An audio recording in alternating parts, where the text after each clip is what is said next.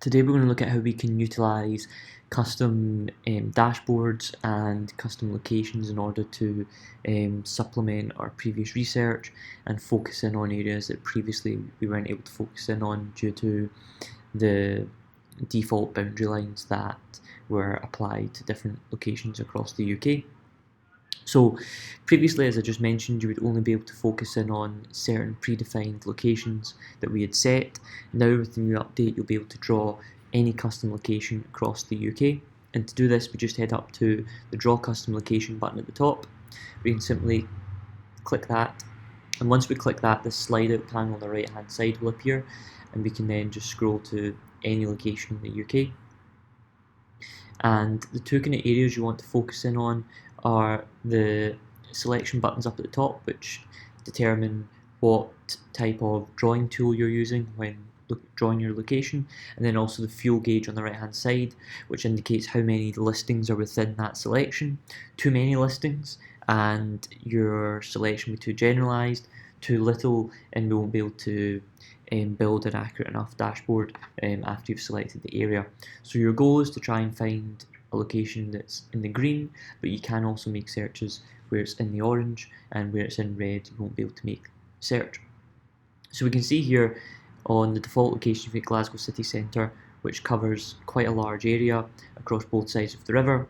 So for example, if we want to just focus in on the west and city centre, we can now do this, which previously we couldn't before. We can go in here and then we come up to our search tools at the top, and for example let's choose rectangle, and it will draw a rectangle like this, and then you just click again to draw your location, and then you'll see the fuel gauge changes up here where it says good. If we want to clear that, we just press clear area, and let's say we draw a completely custom area. So we want to go along the top side of this road, along here, and then straight through the city centre, along the river, past the hospital, then up to create our own custom location. And again we can see this says good to go. I'll give you an example for when it won't be good to go for the demonstration.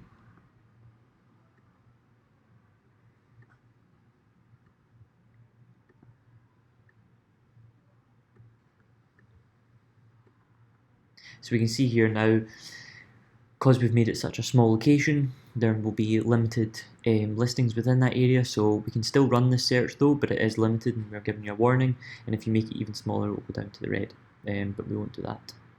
So we'll just draw our area again.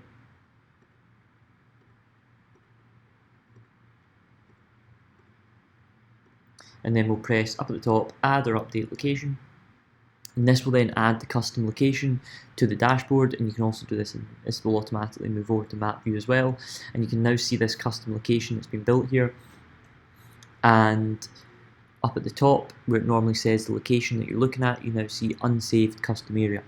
So if you want to then save this custom area for future, if you want to come back to it, say in a couple of days time, or you just want to continually monitor that specific area, we can then save this by pressing save. And you can then add a name, so we'll add like